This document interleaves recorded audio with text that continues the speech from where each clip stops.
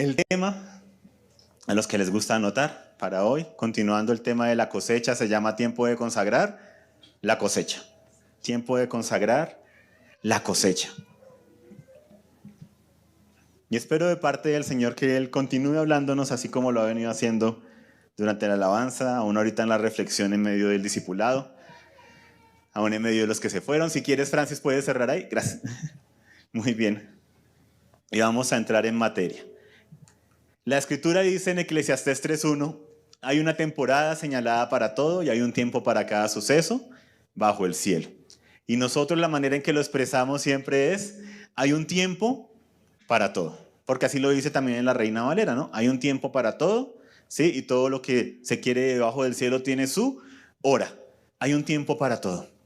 Hoy es el tiempo de los bautizos, ¿sí? Hoy es el tiempo de el café con fe que tuvimos esta mañana. En 8 días es el tiempo del discipulado y demás actividades. Pero el Señor también tiene su calendario, lo hemos hablado. En Deuteronomio 16:16 nos dice, 3 veces al año se presentarán todos tus varones delante del Señor tu Dios en el lugar que Él escoja. En la fiesta de los panes sin levadura, en la fiesta de las semanas y en la fiesta de los tabernáculos. Y nadie o no se presentarán con las manos vacías delante del Señor. Y entonces la Escritura divide el año en 3 grandes temporadas de fiesta, de convocatorias, en las que el Señor convoca a su pueblo. Si nosotros nos quedamos con lo que está escrito en Levítico 23, que es donde el Señor detalla cada una de esas fiestas, decimos, bueno, qué interesante lo que el Señor les dio a los israelitas. Allá para que lo guarden ellos, para que recuerden cuando estuvieron en Egipto, para que recuerden la salida, para que recuerden que habitaron en el desierto, porque cada fiesta tiene un significado para los hebreos, que va desde la salida de Egipto hasta la llegada a la tierra prometida. Y si nos quedamos ahí, pues nos quedamos cortos.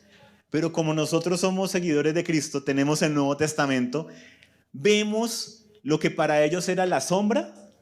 Nosotros vemos cuál era el modelo, a qué apuntaban estas cosas, y apuntan a Jesús. Entonces la primera temporada que les dice de panes sin levadura, son 3 fiestas que es la Pascua, panes sin levadura y primeros frutos, que hablan de la muerte de Jesús, hablan de su sepultura con panes sin levadura y hablan de su resurrección como primeros frutos, como la primicia de los que hemos de resucitar.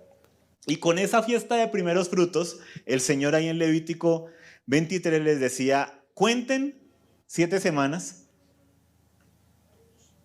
7 semanas de 7 días, 7 por 7, 49. ¿Sí? ¿Y cómo las contaban ellos? De sábado a sábado. 7 semanas y al siguiente día van a celebrar una fiesta llamada Pentecostés. 50 días después. Y es en lo que estamos ahorita, el conteo hacia Pentecostés. Y en Pentecostés celebrarán una fiesta presentando la cosecha, ¿sí? Consagrándola al Señor. Pero para nosotros en Cristo, ¿qué pasó en Pentecostés? Lo estamos viendo ahí en los grupos de crecimiento, que ya casi llegamos, ¿no? Está la preparación antes del Pentecostés, que estamos viendo ahí Hechos 1. Luego ya vamos a entrar la otra semana a Hechos 2. Estamos esperando ¿qué? ¿O qué estaban esperando ahí los discípulos? El derramamiento del Espíritu Santo. El derramamiento del Espíritu Santo es lo que se da en Pentecostés. Y luego habla de 3 fiestas que están en el 7º mes, mucho más adelante, que son día de trompetas, día de expiación y tabernáculos, que nos hablan de el regreso del Señor, el día que nadie conoce, pero que dice la Escritura, que será el Señor quien descienda del cielo con voz de mando, con la trompeta de Dios. El día de expiación, donde apartará a unos a la derecha y a la izquierda, nos habla del juicio de parte del Señor. Y tabernáculos, que nos habla de habitar con el Señor para siempre, con aquel que ya ahorita habita en nosotros por medio de su Espíritu Santo. Para los israelitas, tabernáculos es recordar la fidelidad de Dios en medio del desierto, donde habitaron en tabernáculos, en carpas, durante el desierto. Y la presencia del Señor los acompañaba día y noche. Para nosotros es saber que ya la presencia del Señor habita, ¿dónde? En nosotros. Dile que está a tu lado, en nosotros. en nosotros. No vayan a ser como el meme del gatico, que no sé si han visto el meme de la señora preguntándole cosas al gatico. Le dice, ¿dónde habita el Señor? En nosotros. ¿Y por qué escribiste entonces en la igle? El Señor habita en nosotros, en ti y en mí. Pero bueno, entonces, viendo estas temporadas del Señor, estamos en ese conteo, viendo los tiempos, y nos quedan 5 semanas para la fiesta de Pentecostés. 5 semanas en que tenemos mucha expectativa, en que estamos en esos tiempos proféticos de parte del Señor para la fiesta de Pentecostés. Y por eso es que, como el tema de estas fiestas es cosecha, por eso hemos hablado y hecho mucho énfasis en la cosecha. En el trigo, en la cebada, hemos estado viendo temas y cómo eso se aplica a nuestra vida espiritual. Es lo que hemos percibido de parte del Señor para este año, para esta temporada. Si miramos el año anterior no fue así. Si miramos el año anterior tampoco. Hubo un año en que el énfasis fue la levadura. Y fueron muchas semanas hablando con el tema de las diferentes levaduras que muestra la Escritura. Entonces, en Mateo 13, en una parábola que da el Señor, dice, el reino de los cielos es semejante a un hombre que sembró buena semilla en su campo.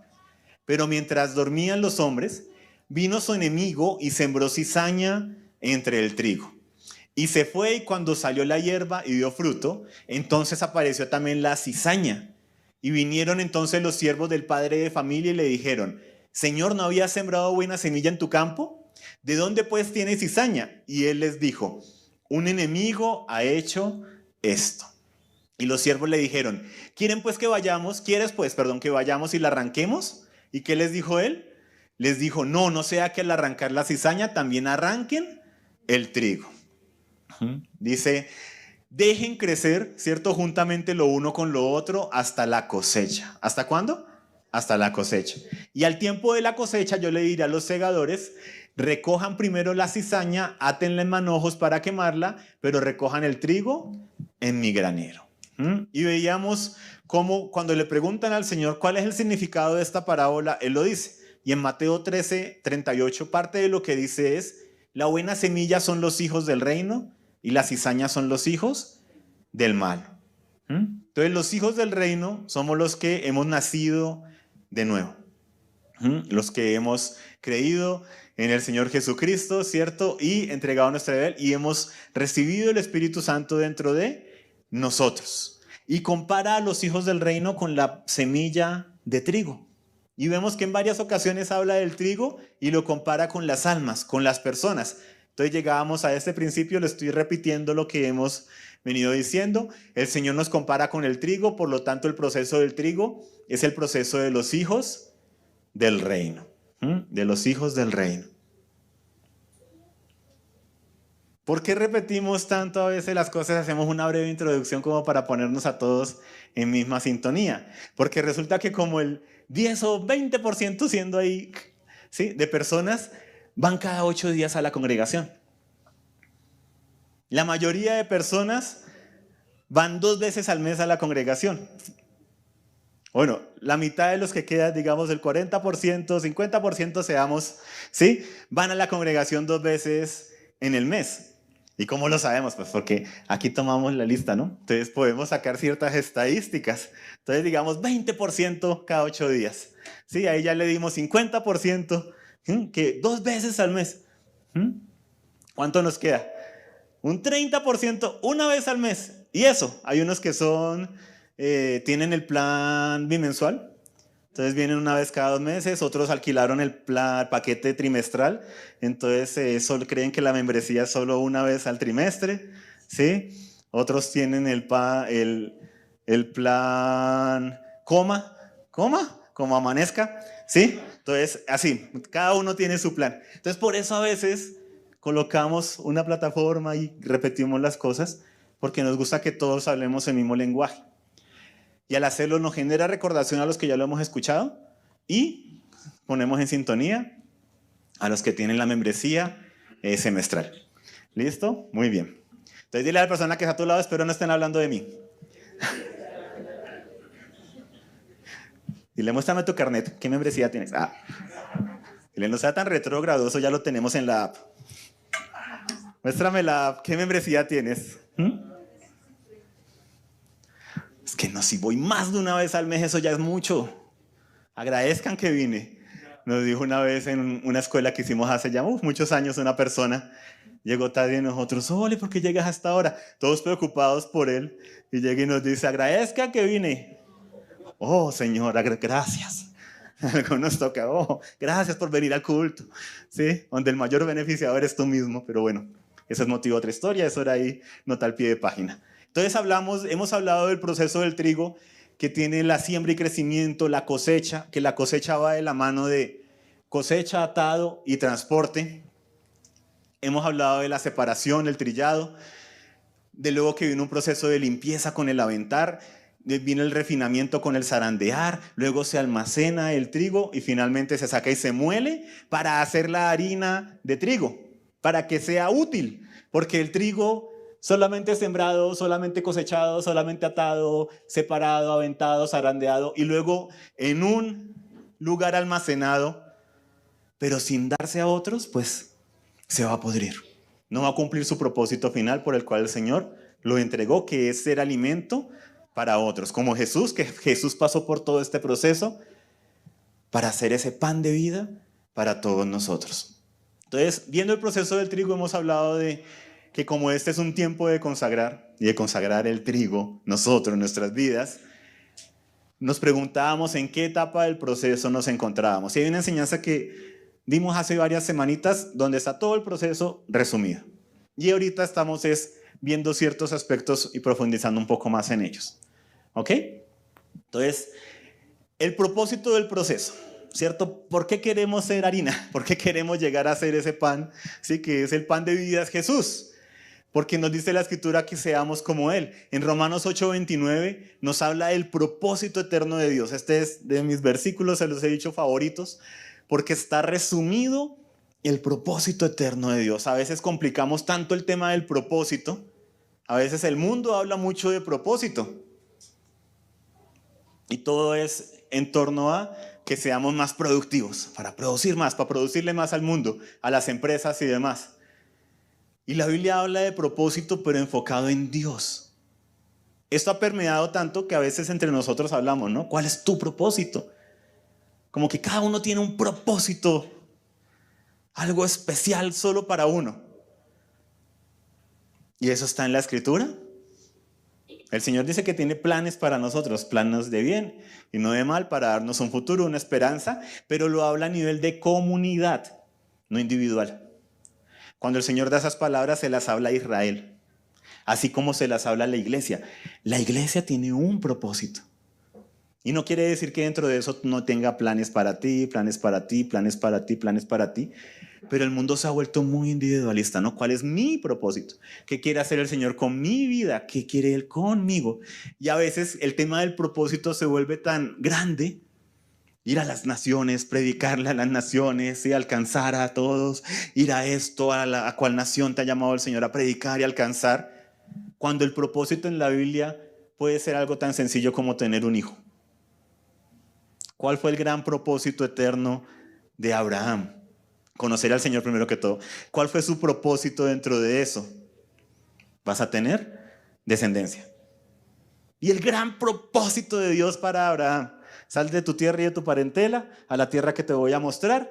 Vas a tener un hijo y lo vas a criar, sí, en mis mandamientos, en lo que yo te voy a enseñar. Y dice que él fue fiel con lo que el Señor le entregó. ¿Y cuál fue el propósito de Abraham? Uy, ahora voy a ir a Egipto a predicarle a Faraón. Le mintió, se metió en problemas por eso y demás. ¿Cuál fue el propósito de Abraham? Formar a Isaac. Y eso para el Señor fue más que suficiente. ¿Ok, papás? Porque a veces ponemos el propósito con una cosa tan inalcanzable, cuando hay cosas sencillas que el Señor nos ha llamado a hacer, y es que seamos fieles en ellas. Uy, pero ese no es el tema de hoy. Pero Romanos 8:29. ¿Cuál es el propósito de Dios? Dice, a los que de antemano conoció, también los predestinó a ser hechos conforme a la imagen de su Hijo, para que Él sea el primogénito entre muchos hermanos. ¿Cuál es el propósito eterno del Señor contigo, conmigo? Que llevemos la imagen de Jesús. para que Jesús sea el primero de muchos, de muchos. Dile al que está a tu lado, tú y yo, tú y yo. Tú y yo hacemos parte de ese propósito, de ser miembros de la familia de Dios. Lo que se nos dice cuando hacemos la oración de fe en algunos lugares, se nos comparte y se nos dice, bienvenido a la familia de Dios. Y esa pequeña frase tiene el propósito eterno de Dios. Él estaba anhelando una familia. Es lo que anhelaba en el huerto, lo que se perdió en Génesis 3 con la caída, lo que viene a recobrar Jesucristo. El Padre quiere hijos. Y quiere muchos hijos. Pero no quiere hijos bastardos. Hijos que no sean de Él, indisciplinados. Hijos a la imagen de Jesús. Y como sabe que para ti y para mí es imposible, hace todo para que pueda ser posible. Lo que para los hombres es imposible, para Él es posible. Entonces no es en tus fuerzas. Ay, si yo tengo que meterle más ganas para ser un hijo de Dios como Jesús y voy a esforzarme por ser más como Jesús. No, así no funciona. La carne para nada aprovecha. El Espíritu es el que edifica. Por eso entrega el don del Espíritu Santo en nosotros para comenzar una transformación de adentro hacia afuera, no con ganas. No con, si hago más fuerza, voy a salir. No, con vivir en su Espíritu, con proveer para el Espíritu, con remover aquello que se interpone en la obra del Espíritu Santo. Entonces, el propósito no es destruir el trigo, el llevarlo hasta convertirlo en harina, ¿cierto? Todo lo contrario, es quitar todo aquello que no es útil para que sea útil y cumpla su propósito eterno. Ser como Jesús, alimentando a otros. ¿Cuál es el propósito eterno de mi vida? Ser como Jesús. Y cuando tú haces de tu propósito eterno el propósito del Padre, eso alinea todas las cosas. ¿Por qué busco tener una buena relación con mi esposa? ¿Para tener un hogar feliz? Porque estoy buscando ser como Jesús. Y ahí cae todo lo demás. Me dijo, no me dijo, me miró, no me miró en la oficina, en el trabajo. Es que mire, me están hablando de mí. Mire, es que están haciendo esto. Es que mire, usted no sabe lo que está pasando. Cuando tu propósito trasciende ser tan solo el empleado, el esposo, el hijo, el padre, el siervo, el pastor, el líder, cuando trasciende a ser como Jesús, todo cambia. Porque todas las excusas, ya el tema no es, le voy a ganar la discusión a mi jefe, a mi compañera, a mi compañero. Es cómo esto me lleva a ser más como Jesús. Gano la discusión, pisoteo a todos, le digo las 3 verdades en la cara que se merecía que le dijera delante de toda la oficina, así como ella me humilló delante de toda la oficina. ¿Y eso es ser más como Jesús? ¿Eso te va a dar paz realmente? Cuando uno se desquita con alguien, cuando uno se saca la espinita, cuando uno obtiene la venganza, ¿en qué quedas pensando después? Es que es lo que me hizo, y a justificarte, y quedas más acelerado y sin descanso, porque en eso no hay paz, no hay descanso. Muy bien. Entonces vamos a hablar del proceso de la cosecha. Son unos cuantos punticos, unos más largos que otros. Para poder tener la cosecha debemos primero que todo esperar el momento adecuado. El momento adecuado. Y como comenzamos la enseñanza, Eclesiastés 3 del 1 al 2 dice, todo tiene su tiempo y todo lo que se quiere debajo del cielo tiene su hora. Tiempo de morir, tiempo de nacer, y tiempo de morir. Tiempo de plantar y tiempo de arrancar lo plantado, o sea, de cosechar. Todo tiene su tiempo. Hay un tiempo para todo. ¿Dónde ocurre el pecado? Que a veces vemos solamente el pecado como hacer las cosas malas. No, a veces es hacer cosas buenas, pero fuera de tiempo. El ejemplo más sencillo, lo he repetido en varias ocasiones, ¿no? ¿Tener un hijo es bueno? Sí. ¿Que la niña de 11 años tenga un hijo de su maestro en el colegio público? sea, el acto de tener el hijo no es lo malo, ¿cierto? Es fuera de tiempo. Todo, la relación sentimental, la relación sexual, todo ese tema es lo que hace que algo, ¿cierto?, entre en una dinámica de pecado. Y no quiere decir que el niño sea malo, no quiere decir, ¿cierto?, que el acto, ¿sí?, de estar embarazado sea malo, es que se dio en un tiempo que no era. Todo tiene su tiempo. Así como para los que nos están acompañando, ¿cierto? Era tiempo de recibir un saludo, ¿sí?, una bienvenida, una invitación, y ahora es tiempo de continuar con la enseñanza. Entonces estamos hablando de el proceso del trigo y viéndolo aplicado a nuestras vidas. Entonces, primera parte del proceso, esperar el momento adecuado. Todo tiene su tiempo, Eclesiastés 3, del 1 al 2. Santiago 5, 7 dice: por tanto, hermanos, sean pacientes hasta la venida del Señor. Miren cómo el labrador espera el fruto precioso de la tierra, siendo paciente en ello hasta que recibe la lluvia temprana y la tardía. Y hemos hablado, la lluvia temprana es la que se daba, ¿cierto?, en octubre, noviembre, que era esa lluvia para preparar la tierra para poder sembrar. Y la lluvia tardía es la que se daba en marzo, abril. En esta época, estamos hablando en tiempos bíblicos, en el Medio Oriente, en el entorno de Israel. La lluvia tardía era la que se daba para que el trigo pudiera tener mucho grano y madurar. Entonces, por eso la Escritura habla de la lluvia temprana y la lluvia tardía. Y por eso cuando habían dinámicas de juicio de parte de Dios, cerraba, ¿sí?, los cielos. Parte de lo que hace Elías, ¿no?, cuando profiere la palabra de sequía sobre Israel, que Dios le había mandado, se cierran los cielos, no hay lluvia ni temprana ni tardía durante 3 años. O sea que no había ¿qué? Cosecha. Cuando sentimos que no hay fruto en nuestras vidas, que no hay cosecha, que a pesar de esperar el tiempo adecuado, debemos ponernos delante del Señor también y explorar y exponer nuestra vida, ¿no? Señor, ¿qué está pasando? Esto es algo que el enemigo vino a hacer, como en la parábola del sembrador. Un enemigo vino a hacer esto, o yo he abierto puertas, ventanas, el techo de mi casa, con dinámicas que han ocasionado que un juicio o que algo venga que no debería estar. Entonces, miren cómo el labrador espera el fruto precioso de la tierra y asocia el tiempo de la cosecha con la paciencia, con el esperar, porque era un acto de fe. El sembrador siembra y luego se encarga, ¿cierto?, de hacerle el proceso al terreno, pero queda en un punto en que son actos de fe. No es como hoy en día, todo lo tenemos industrializado, podemos forzar las semillas a que den y demás, podemos hacer el invernadero, todo lo adecuado para hacerlo, pero estamos hablando en tiempos bíblicos, ¿sí?, como el diseño de Dios, como la naturaleza y lo que Él diseñó estos ciclos, eran para tener un aprendizaje a nivel espiritual. Entonces, ¿qué vemos aquí? Que había que esperar el momento adecuado. ¿Y cómo se veía que el trigo ya tenía fruto? Lo hemos hablado. Cuando el trigo maduro se inclina hacia la tierra. Porque la espiga de trigo va creciendo, pero crece vacía.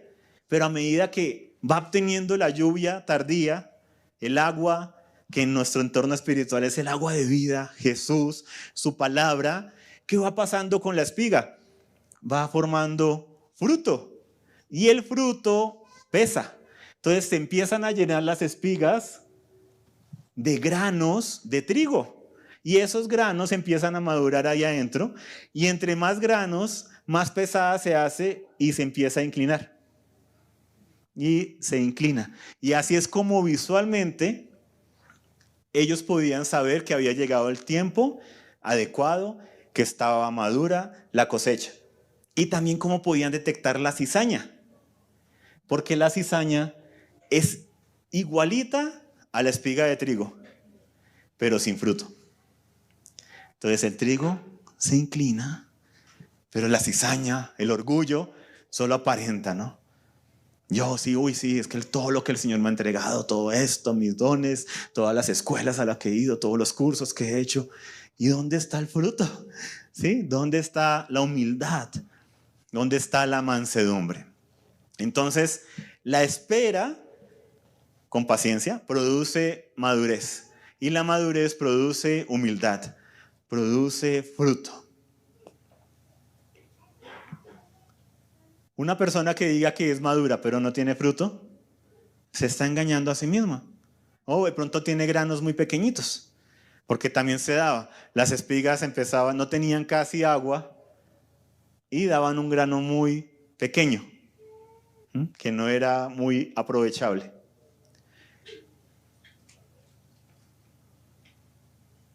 Mira por un momento a la persona que está a tu lado mientras yo coja con Kleenex. Mírala por un momento. ¿En serio? Y dile, tú respóndele, ¿qué me estás mirando? Y dile, ¿qué tan inclinado estás? Y respóndele, pues, ¿tú me estás mirando desde la altura o me estás mirando desde...? Porque de pronto si me estás mirando desde acá, el que le falta inclinarse es a otro. Muy bien. Segunda parte del proceso. Con la hoz se corta desde la raíz. Entonces, ¿cómo se cosechaba? Se tomaba la hoz, que es la que hemos visto que es como un garfio, algunos lo reconocemos más de esa manera, y el que iba a cosechar tomaba con su mano el manojo de trigo y la hoz la metía abajo, ¿sí?, cerca al suelo, sobre los tallos, y tenía que hacer una acción de cortar y jalar, para cortar las espigas y removerlas. Una acción a veces dolorosa, donde la hoz tiene que entrar para cortar, para separar, para sacar esas espigas. ¿Para qué? Para llevarlas a que den fruto, a que ese fruto, sea aprovechable. Entonces, a nivel espiritual eso nos habla de muchas cosas. ¿Cuántos han sentido a veces como una hoz que está en sus vidas, que les han removido el piso? ¿Sí? Han sido arrancados de su zona de comodidad, pero a veces es para llevarnos a un proceso para ser más como Jesús. El punto final. No, yo sé que este proceso mi familia va a ser mejor. Sí, claro que sí, lo incluyes, la añadidura. Pero es ser más como Jesús. Es ser más como Jesús. Yo sé que este proceso va a salir más fortalecido, más fortalecida en Dios. Y les va a mostrar a todos quién soy yo. La humildad, ¿no? Para ser más como Jesús. Entonces, en Apocalipsis 14:15 menciona la hoz. Dice, mete tu hoz y cosecha, porque la hora de cosecha ha llegado, pues la mies de la tierra está madura. Y repite en Apocalipsis lo que el Señor le dijo a ellos, a los discípulos, y nos dice a nosotros, ¿no? Miren los campos, miren la cosecha, está lista, está madura. Y habla de la hoz. Entonces la hoz viene a cortar casi desde la raíz, que no entra en la tierra, corta es el tallo. Y en Hebreos 4:12-13 nos habla de la hoz, aunque utiliza otra palabra para ella, ¿sí? Nos habla de aquello que corta y nos habla de la palabra de Dios, porque dice, porque la palabra de Dios es viva y eficaz y más cortante que cualquier espada de dos filos. Penetra hasta la división del alma y del espíritu, de las coyunturas y los tuétanos, y es poderosa para discernir los pensamientos y las intenciones del corazón. No hay cosa creada oculta a su vista, sino que todas las cosas están al descubierto y desnudas ante los ojos de aquel a quien tenemos que dar cuenta. Porque en el proceso de la hoz se aprovechaba también en muchas ocasiones para quitar la cizaña. Porque allá al estar cerca, el que estaba cosechando, podía discernir y ver, y tomaba el manojo de trigo, aprovechaba y lo que estaba erguido, ¿cierto? De una vez lo descabezaba, lo removía. Pero dice que la palabra de Dios va hasta lo más profundo de nuestro ser, hasta la separación, hasta la división del alma y del espíritu.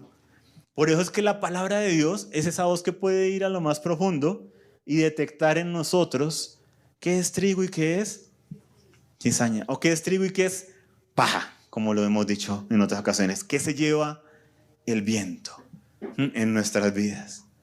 Porque es la palabra de Dios la que es poderosa para discernir los pensamientos y las intenciones del corazón. ¿Por qué hago lo que hago? ¿Por qué busco del Señor?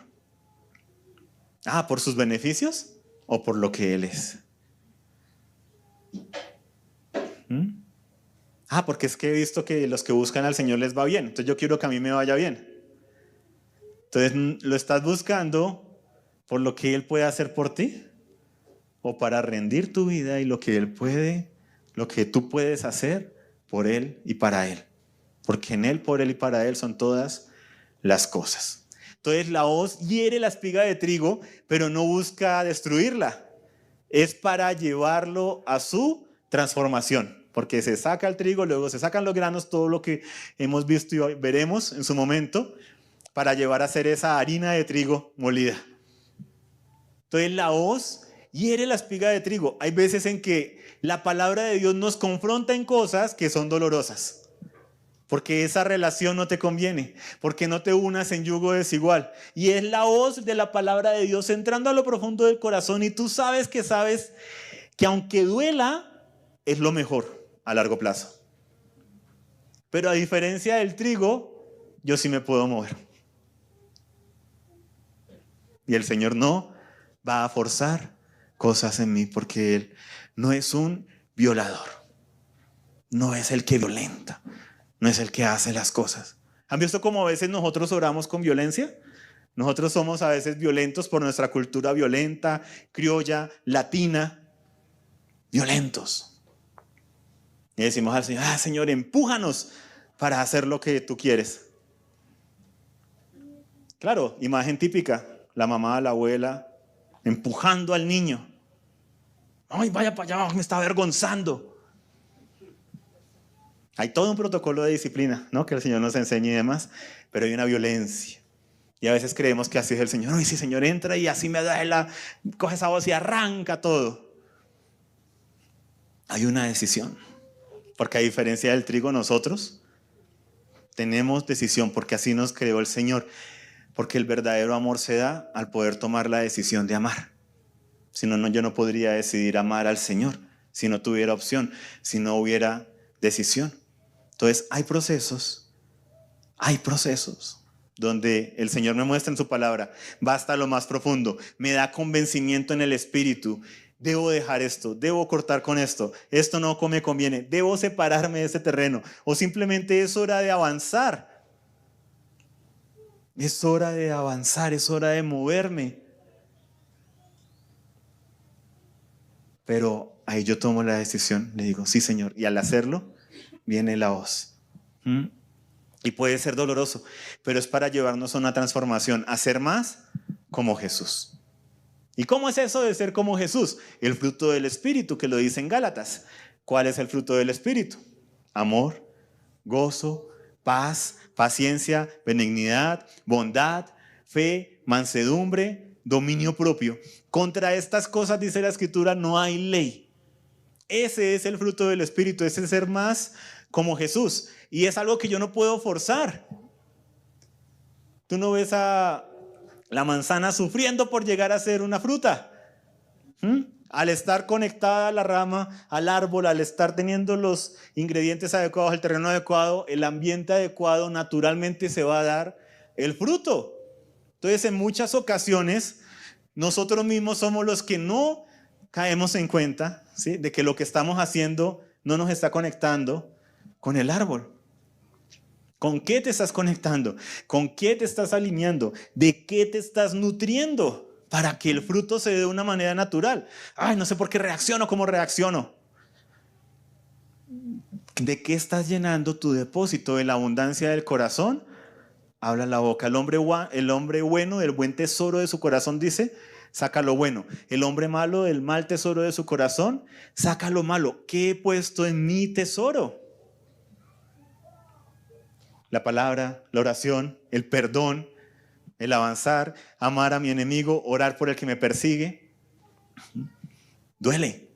Orar por la persona que te humilló en la oficina, pero orar por ella. No hay en medio de la oficina, ¿no? Ven que voy a orar por ti porque el Señor me mandó a orar por ti. Que esta impía se convierta, Señor. No le vas a decir eso, por favor. Pero llevarla en oración, Señor, me dolió lo que dijo y lo dijo delante de todos. Me humilló y tú sabes que eso no es así. Pero te pido, Señor, que esa situación que ella está pasando, que te conozca a ti.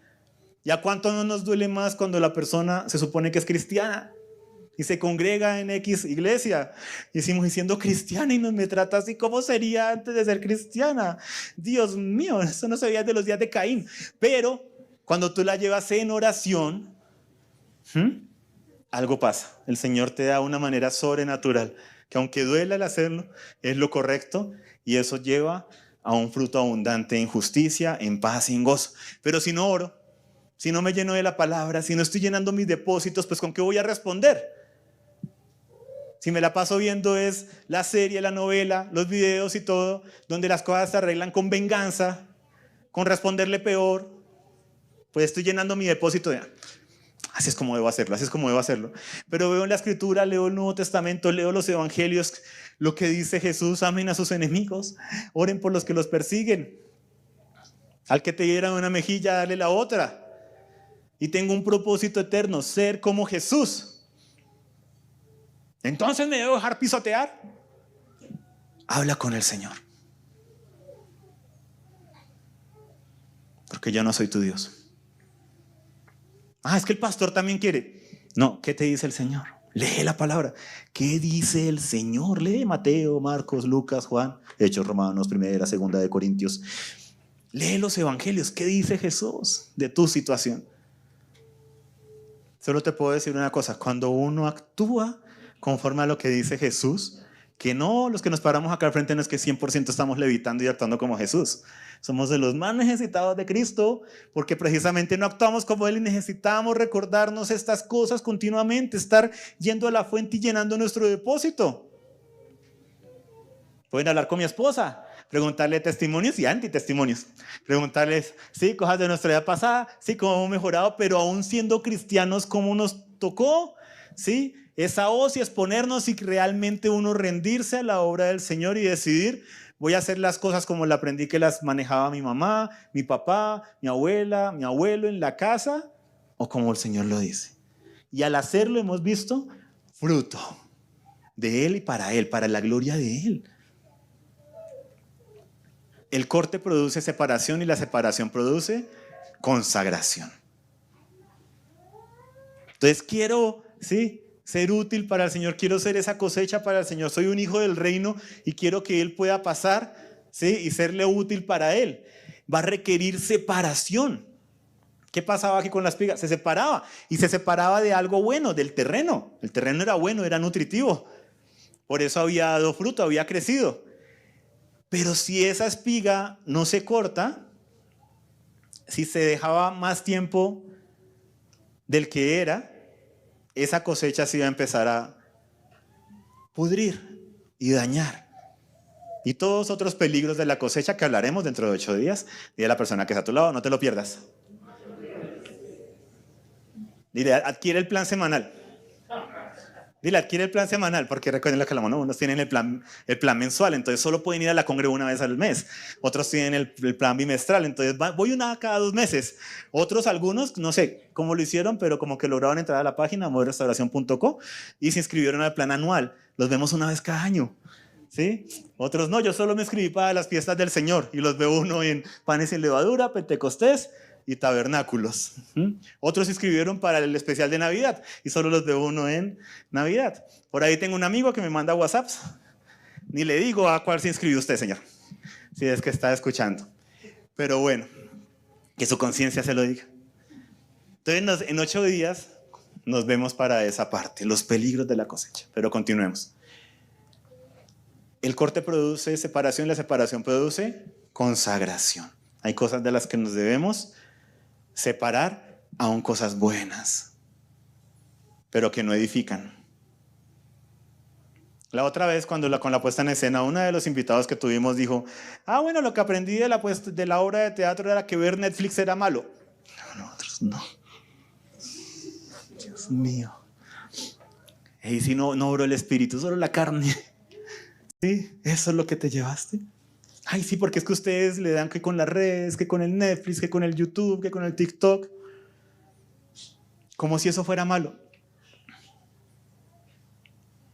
Hay cosas muy interesantes, pero ¿cuántos de nosotros no nos hemos quedado trasnochados ¿sí? Te quedas trasnochado a la 1, 2, 3 de la mañana, ¿sí? Sí, viendo de física cuántica, IA, ¿sí? Viendo todo el tema aeroespacial, cómo se produce, ¿sí? Las células, cómo se sanan, viendo cosas científicas, buenas, no son malas. Pero te robaron 3 horas de tu vida, de tu sueño, entonces estás dañando tu higiene de sueño, como decimos hoy en día, ¿cierto? Estás dañando, sí, tu sistema, pero fuera de eso, eso está afectando tus ciclos y luego dices, no tengo tiempo para llenarme mi depósito con la palabra. Pero si paso 3 horas investigando cosas, oye, ¿tú trabajas en física cuántica? Ah, no, es que estaba interesante el video. Que ni siquiera son de lo que nosotros hacemos. Entonces no siempre es que me quedé viendo lo malo. A veces me distraje viendo algo muy bueno. Pero me está nutriendo ya. Me está quitando tiempo de otras cosas. Todo tiene su tiempo. Y tiempo para ver, para entretenerse, para investigar. Pero si eso me está quitando el tiempo de nutrirme del Señor, de ser útil en sus manos, ahí es donde debe haber una consagración. Y ya los celulares hoy en día tienen las herramientas donde nos dice qué tan consagrados estamos a qué aplicaciones, ¿no? ¿Cuánto tiempo pasaste esta semana en YouTube? ¿Cuánto tiempo pasaste esta semana en Twitter? ¿Cuánto tiempo pasaste en Instagram? ¿Cuánto tiempo en esto, lo otro? Y te dicen eso. Entonces no se trata de que sean bueno o malo. Puedes ver el mejor contenido, pero ni siquiera tiene que ver con tu trabajo, ni siquiera tiene que ver con tu propósito. Y te está quitando el tiempo de las cosas que sí son de tu propósito, de tu trabajo. Luego te levantas trasnochado, mal geniado, mal acarado, mal hablado, respondón, y quieres ser más como Jesús, pero no nos ayudamos en la parte que podemos ayudarnos. Pero bueno, de la persona que está a tu lado, es hora de gratis. Mire, eso no estaba incluido en tu membresía. Atar en manojos, entonces se sacaba con la hoz, se tomaba el manojo, ¿sí? Se unían y se ataban. ¿Para qué? Para que fueran luego transportados hacia la siguiente parte del proceso. En Mateo 13:30 nos da un ejemplo de atar en manojos y vemos un ejemplo negativo. Se ataba en manojos el trigo para ser procesado, pero también se ataba la cizaña.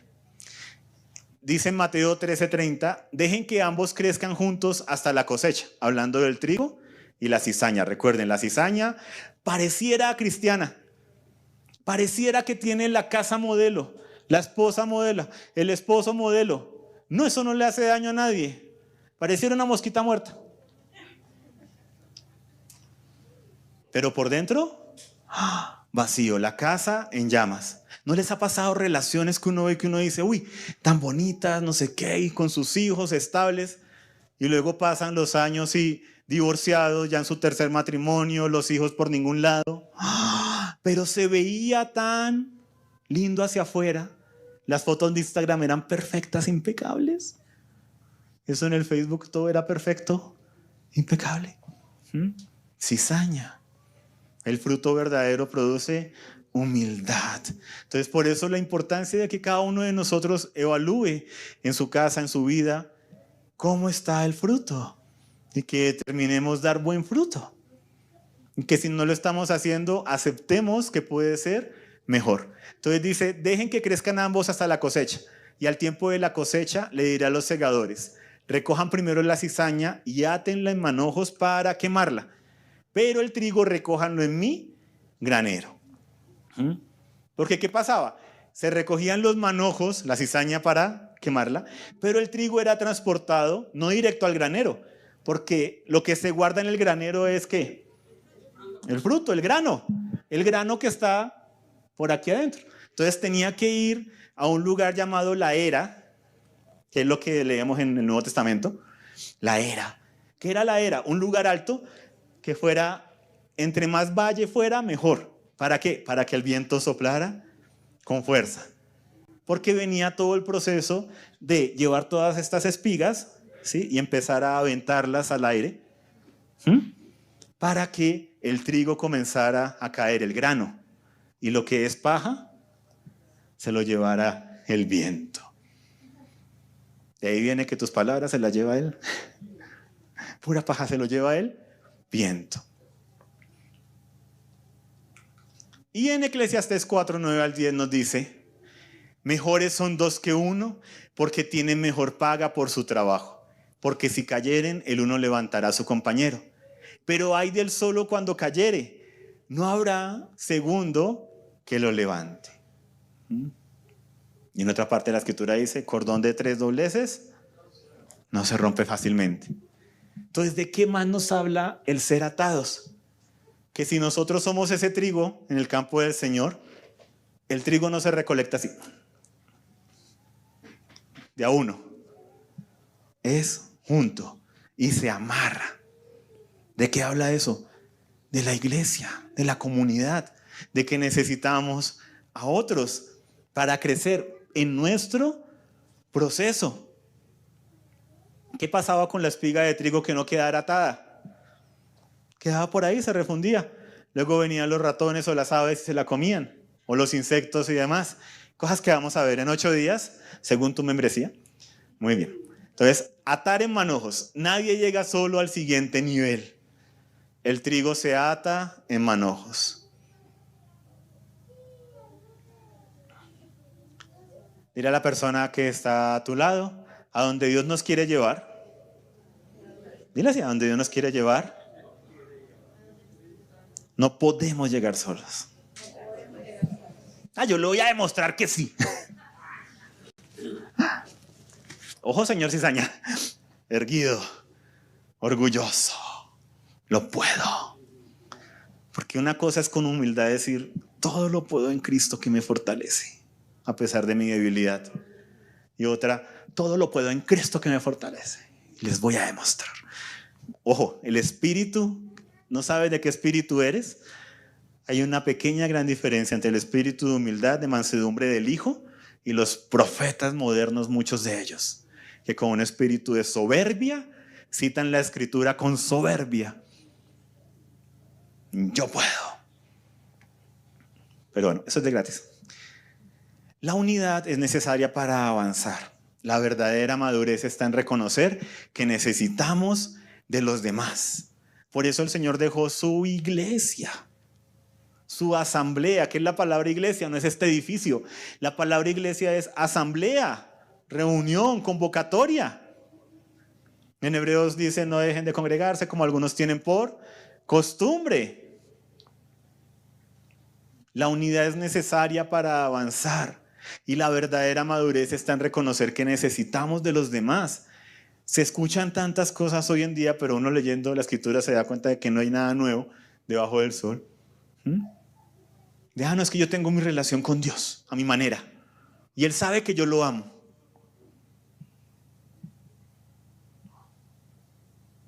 ¿Te casarías con alguien que te amara, te atendiera, te visitara, como tú lo haces con Dios?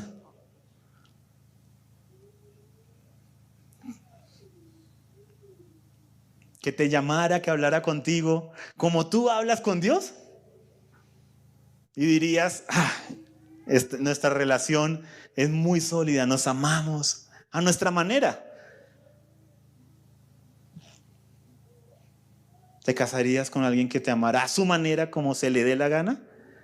¿O lo que te cautiva es cuando la otra persona te ama y dices, es que sabe mis gustos, es que justo quería esto y me sorprendió y me lo trajo? Porque busca agradarte, así como tú buscas agradar a esa persona. Entonces hay un espíritu de individualismo tan grave que ha entrado a la iglesia, que está en el mundo, y que han permeado la iglesia, donde todo es individual, todo es yo.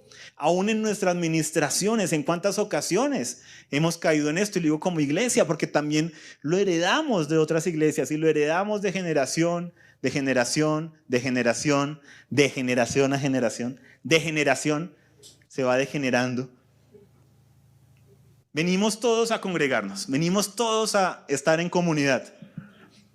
Y te digo, cierra tus ojos y métete tú solo con el Señor. ¿Para qué viniste? Me ves en YouTube y te metes allá en tu cuarto con Dios. Sí, o sea, aún nuestro vocabulario en muchas ocasiones, y es una autocrítica, claro que sí, necesitamos para crecer, en muchas ocasiones nuestro vocabulario promueve el individualismo. ¿Para qué nos congregamos? Ignora a la persona que está a tu lado. ¿Para qué viniste a congregarte? Si estamos aquí es para no ignorarnos, sino para ayudarnos, para darnos unos a otros, para amarnos unos a otros, para que en el tiempo antes, durante, en medio que se pueda, pero después podamos dar ese saludo fraternal. ¿Cómo has estado? ¿Cómo vas? ¿A qué grupo estás asistiendo? ¿No estás en grupo? Todo eso no es para, ay, ahora me quieren hacer sentir mal. No, es porque eso es parte de esa coinonía, porque necesitamos madurez, necesitamos de la comunidad para madurar. Porque otros pueden ver lo que yo no veo en mí mismo. Porque yo solo me veo lindo, perfecto, perfecta. Pero cuando estoy en comunidad, otros notan lo que yo no veo y nos ayudamos mutuamente a crecer. Entonces, hay una frase que decíamos y decimos con los jóvenes y es: no hay nosotros sin otros. Y toda la escritura, la mayoría de las cartas del Nuevo Testamento se escribieron a comunidades. El Padre nuestro no se llama el Padre mío. Padre mío, es Padre nuestro. Nuestras canciones que cantamos, desafortunadamente, en los últimos eso fue en los 60, ya en los últimos 60 años, hubo un vuelco de las canciones que antes eran comunitarias, se han vuelto en su gran mayoría unipersonales. Y tú ves los grupos modernos, Bethel, son todos esos grupos de los que quieras, bueno, los más modernos, es que se me fue el nombre, los que ven ahorita en nuestro grupo de alabanza, todos estos grupos, ¿cierto? Barak, todo esto y demás, son canciones individuales. Y nos gustan, me ministran, yo las canto cuando estoy en la casa, los cantamos con nuestros hijos, o sea, son canciones porque es lo que hay. Desafortunadamente, encontrar canciones comunitarias está difícil. Todo es yo. Y desde hace muchas décadas, no es nuevo, ¿no? Porque los que llevan más décadas en el Señor, ay, sí, es que todo se ha vuelto así últimamente. No, desde los años 90, los años 2000, sí, todas las canciones con Marcos Witt, los que eran populares en esa época y demás, la mayoría eran individuales, porque era para que tú compraras el CD y te metieras allá en tu casa, para promover más ventas y demás. No lo sabemos, no, sinceramente equivocados delante del Señor, pero promoviendo el individualismo espiritual. No sé lo que viste en mí. Canción hermosa, preciosa, me ha quebrantado, pero individual. Y nos acostumbramos a que cuando estamos en comunidad cantamos las canciones individuales y podemos decir, uy, es que ese grupo de alabanza, ustedes sí son el colmo, ¿no? ¿Dónde están? ¿Dónde están? Alcen la mano para ponerlos en cámara. Muy bien. Pero es difícil, nos toca componer canciones, en que el Señor nos dé el tiempo, las energías y la inspiración para hacerlo, porque las canciones hermosas que están rondando hoy en día la cultura cristiana son individuales y son preciosas, nos ministran. Cuando uno está con una carga, lo ministra uno, estar uno ahí en alabanza y recibiendo y con una carga, pero nos roban de algo, el sentido de comunidad. El sentido de comunidad. Entonces, viendo que todo está así, que todo el ambiente es así, nos toca ser muy intencionales. El sentido de comunidad es tan fuerte que cuando el Señor dejó el Padre Nuestro, dijo: ve tú a tu cuarto a solas y ahí vas a orar. Padre mío. No, ¿qué dice? Padre nuestro. O sea, aún tú allá en tu casa, yo en mi casa y yo veré porque yo... Ese orgullo. ¿Va a venir aquí la comunidad a ayudarme? ¿Sabes algo? Si haces parte de una comunidad, sí. Si haces realmente parte de una comunidad, vas a ver a la comunidad ayudar.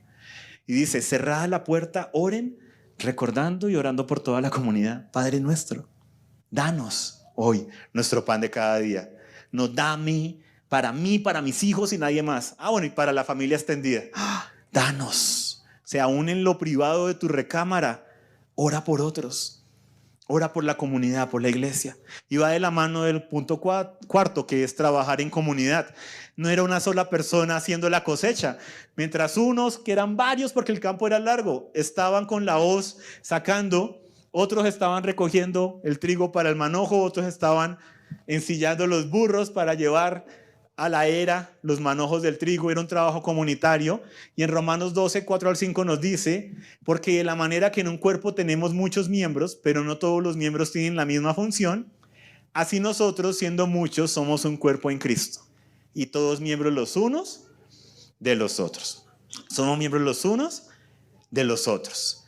Y en 1 Corintios 14:12 dice, así también ustedes, dile a la persona que está a tu lado, ¿nos están hablando? ¿Sí? ¿Nos están hablando?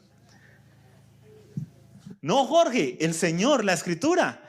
Dice, así también ustedes, puesto que anhelan dones espirituales, procuren abundar en ellos para la edificación de la iglesia.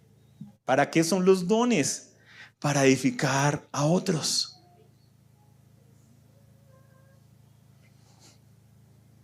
Ay, sí, el Señor me dio el don de profecía. Ah, sí, ¿y sobre a quién has profetizado, a quién has exhortado, a quién le has dado palabra? Ah, no, Él me los dio. Él y yo, allá en la intimidad, yo con yo. ¿Los dones son para qué? Para edificar a otros. ¿Cuál es el autoengaño de ese individualismo tan horrible moderno? El profeta solitario, ¿no? No, a mí el Señor me llamó a recorrer, ¿sí? Y a visitar las iglesias, ¿sí? Y a darles palabra y recolectar una ofrendita y de paso. Ah, no, el Señor me llamó a estar en la casa y a concentrarme yo con mi casa, porque requerimos aquí concentrarnos nosotros como casa. Procuren abundar en los dones espirituales para la edificación de la iglesia. Comunidad. O sea, lo que recibimos es para edificarnos mutuamente. Y el Señor le plació, le dio el placer de decidir que los dones espirituales son para edificación de la iglesia. ¿A cuántos estás edificando con tus dones? Entonces, trabajar en comunidad. Unos cortan, otros recogen, otros atan, otros cargan, todos cosechan. La comunidad requiere edificación y la edificación produce dones. Dones. Porque el don se activa con la necesidad. Si no hay necesidad. El don de resucitar los muertos. Para poder ejercer lo que necesitas. Un muerto cerca. El don de la multiplicación. Adivina qué necesitas para el don de la multiplicación. Escasez. Para que se vea que el don es de Dios. Para la hospitalidad, ¿qué se necesita? Pues que alguien esté necesitado de una casa, de un hogar, de un techo, porque está en una situación difícil. Los dones se activan conforme a la necesidad. La comunidad requiere ser edificada y la edificación produce dones. Los dones no se producen en el cuarto de mi casa. Ay, sí, es que yo ahí el Señor me entregó tal don. No se te olvide para qué te lo dio, para edificar la iglesia. Si no, puede que no haya sido el Señor. Pues tu alma queriendo hacerte sentir más de lo que es. Porque si no pones eso al servicio de la iglesia, y la iglesia no es venir acá y decir, los pastores no son la iglesia, o sea, es la comunidad. En los grupos, en las casas, cuando salimos, cuando hacemos salidas en grupo y demás, el colocar los dones al servicio de los demás. Y el destino final era la era, que eso es lo que veremos ya por allá en 15 días de pronto, el tema del proceso.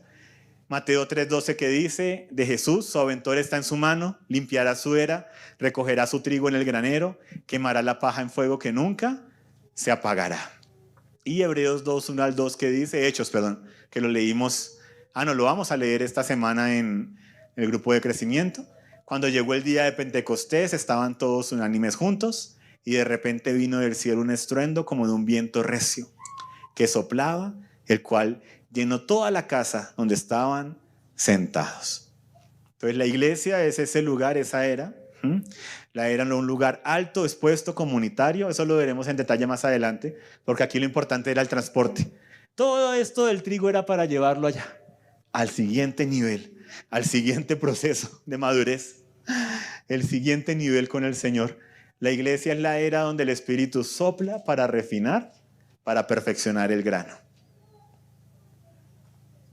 Ay, yo no volví a ese grupo porque es que con esa persona tuvimos un malentendido. Y la oportunidad de que los dos fueran formados como Jesús.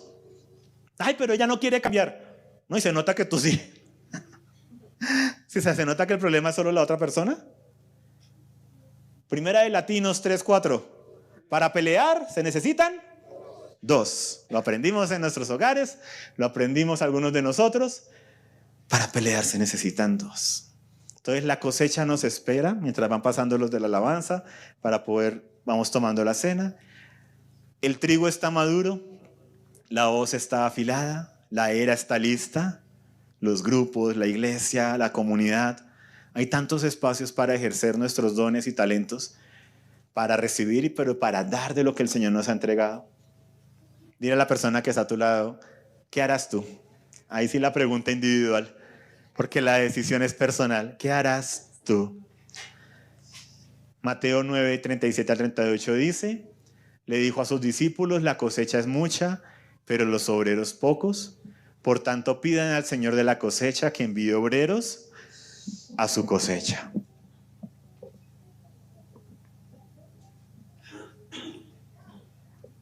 El último, dile a la persona que está a tu lado. La otra vez me dijeron, pastor, nos hizo decir como 60 veces eso. Agradece que no fue 70 veces 7. A que fuera más bíblico. Dile, atrévete a actualizar tu plan. Dile tu membresía. La cosecha está lista y necesitamos obreros. Necesitamos edificarnos mutuamente. Necesitamos todos. Entonces voy a invitarlos a que para que tomemos la cena y cerremos en oración y con una alabanza, con la alabanza. Por mi lado izquierdo, por acá, podamos pasar los que tienen a bien el tomar la cena. Aquí hay vino, literal, pan, y aquí hay unos plásticos que tienen jugo de uva y pan también para los que no les gusta beber nada de alcohol. ¿Listo? Podemos pasar con confianza para ir con la copa y celebrar todos juntos la cena. Si mi esposita, ¿quieres acompañar? Por favor.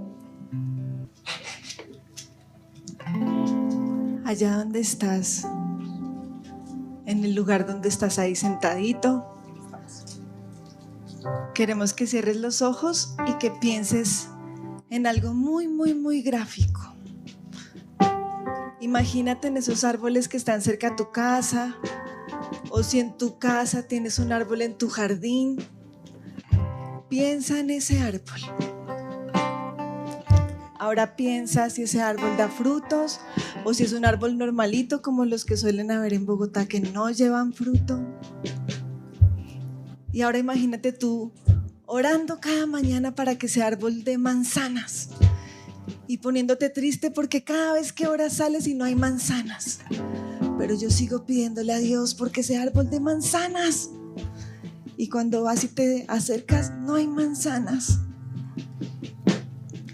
A veces como hijos de Dios oramos así. Tenemos problemas, tenemos situaciones que nos llevan a pedir oración por alguien y es, dale paciencia, que no pelee tanto, que no sea tan mujeriego, que sea un hombre fiel, que me respete, que me respete, ¿sí? Le estamos pidiendo un árbol que no da fruto, que dé el fruto. Y hoy mi esposo nos enseñaba a través de la prédica que el fruto del Espíritu es amor, gozo, paz, paciencia, benignidad, bondad, fe, mansedumbre, templanza. Pero le seguimos pidiendo un árbol que no es del Espíritu, que dé frutos del Espíritu. Entonces, ¿cuál es nuestra oración? ¿Para que el fruto salga o para que se conecte con la fuente para que dé el fruto? Hoy, en el nombre de Jesús, venimos a decirte que uno no le puede servir a dos señores, porque amará a uno y aborrecerá al otro, y viceversa. Tú no puedes pedirle a Dios paciencia y seguir obrando por tu carne, haciendo cosas que sabes que a Él no le agradan. Hoy, Padre, venimos a conectarnos contigo, Espíritu Santo, porque tú eres la fuente correcta.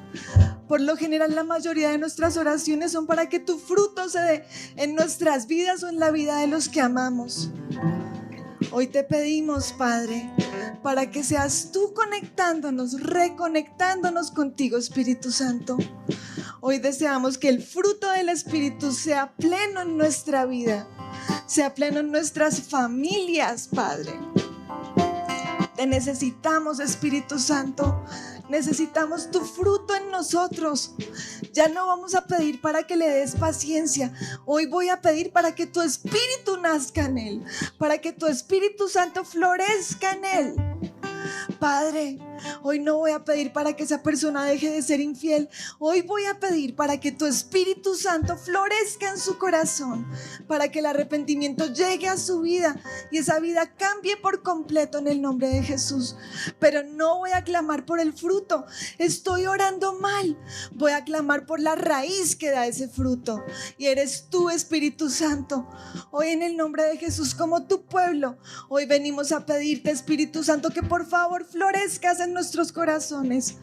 Hoy, por favor, Espíritu Santo, ven a habitar en nuestra vida. Te necesitamos en nuestras familias, te necesitamos en nuestra congregación. Hoy en el nombre de Jesús somos nuevos y nos renovamos a través de esta copa de vino y de este pan. Hoy queremos hacer pacto contigo porque no queremos seguir sirviéndole a otro Señor y pidiéndote los frutos que sí nos agradan. Padre, en el nombre de Jesús, como tus hijos, hoy venimos a hacer pacto contigo. Espíritu Santo, nos arrepentimos por todo aquello que sabemos que hemos hecho que a ti no te agrada. Hoy venimos a dejarlo delante de tu trono, Jesús. Hoy venimos a dejarlo delante de tu cruz, porque sabemos que lo que tú hiciste allí es más poderoso que cualquier atadura, que cualquier vicio, que cualquier malestar, que cualquier enfermedad. Hoy en el nombre de Jesús venimos a dejar eso delante de ti. Aquellas cosas que veníamos diciendo, es que yo soy así, hoy lo dejamos delante de ti, porque hoy venimos a buscar lo perfecto. Hoy queremos lo mejor, hoy queremos tu porción, Padre, para nosotros. Hoy clamamos por ti, Espíritu Santo. Te necesitamos en el nombre de Jesús. Hoy abrimos nuestro corazón y te invitamos a morar en nuestra vida, Jesús. Por favor, sé el Rey de nuestras vidas. Necesitamos que tu fruto florezca en nuestros hogares, que nuestros hijos puedan ver lo que tú tienes para nosotros, tus hijos, y que nuestras familias sean llamadas para marcar esa diferencia. En el nombre de Jesús. Te invito a que puedas comer del pan, si no lo has hecho ya, y tomar de la copa del cuerpo y la sangre de Jesús. Gracias, Jesús, porque nos diste ejemplo de pasar por esos procesos, Señor.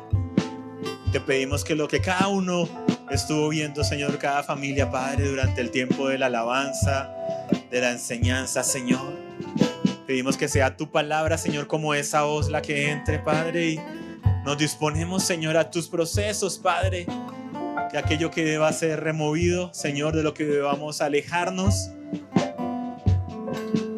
lo hagamos con determinación delante de ti, Señor. Y te pedimos, Padre, para que no nos separemos del manojo, Señor. No nos separemos de la era, no nos separemos del granero. Te pedimos para que ese espíritu inmundo, individualista que ha entrado en nuestras vidas, incluso en nuestros corazones, Señor, donde cada quien busca lo suyo, Señor, y no tu fruto, tu espíritu, el dar tu fruto, el orar por otros, Señor. Te pedimos que caiga, Señor, en el nombre de Jesús, que esa simiente de la serpiente que enseñó al hombre a pensar en ser él, ser ella como Dios y no importarle los demás, que caiga en el nombre de Jesús, Señor, ese pecado antiguo del orgullo, del egocentrismo, del individualismo, Señor, y podamos andar y caminar en comunidad, Señor.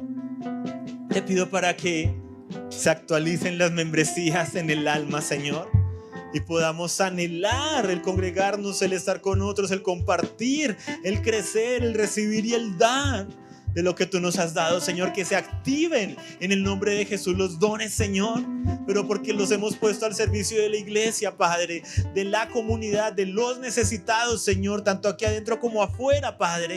Que se activen esos dones de generosidad, Señor, de hospitalidad, Padre, no solo con los de la familia de la fe, pero con los necesitados a nuestro alrededor, Señor. Que se activen esos dones de evangelismo para compartir del Cristo que habita en nosotros. para compartir del Cristo que se mueve en la iglesia, Señor.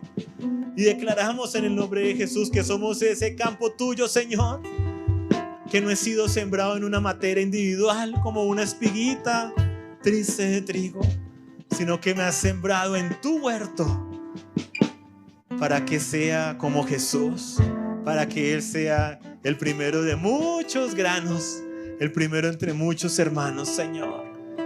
Por eso declaramos y le decimos a nuestra alma: alma mía, declara esta alabanza reconociendo que somos parte de la iglesia, parte de una comunidad. No estás sola, alma mía. Tienes al Señor, tienes a los hijos de Dios. ¿Qué más quieres, alma mía? Amén. Y que recordemos que cada árbol que Dios ha puesto en nuestro camino nos acuerde que la fuente correcta es el Espíritu Santo. No podemos pedir manzanos, no podemos pedir paciencia, no podemos pedir paz a árboles que no están conectados con el Espíritu Santo. Así que, Padre, en el nombre de Jesús te damos gracias por esas muestras que tú estableces en tu creación. Gracias porque con cada árbol vamos a recordar lo importante de esta enseñanza, que es conectarnos contigo, Espíritu Santo. Solo los frutos son probados en comunidad. Los frutos no se prueban individualmente. Cuando tenemos paz, cuando convivimos con los demás. Cuando hay paciencia, cuando convivimos con los demás, y así. Así que en el nombre de Jesús, cada vez que veamos un árbol, recordemos que si esa persona no se ha conectado con el Espíritu Santo, pues oremos para que se convierta. Y si somos nosotros: Padre, me falta eso, Espíritu Santo, trabaja eso en mí, te necesito, es a ti, Espíritu Santo, para que ese fruto se manifieste en mi vida. Amén. Esperamos que esta palabra haya sido de bendición para ti. Mantente conectado con nosotros en www.amoryrestauracion.co.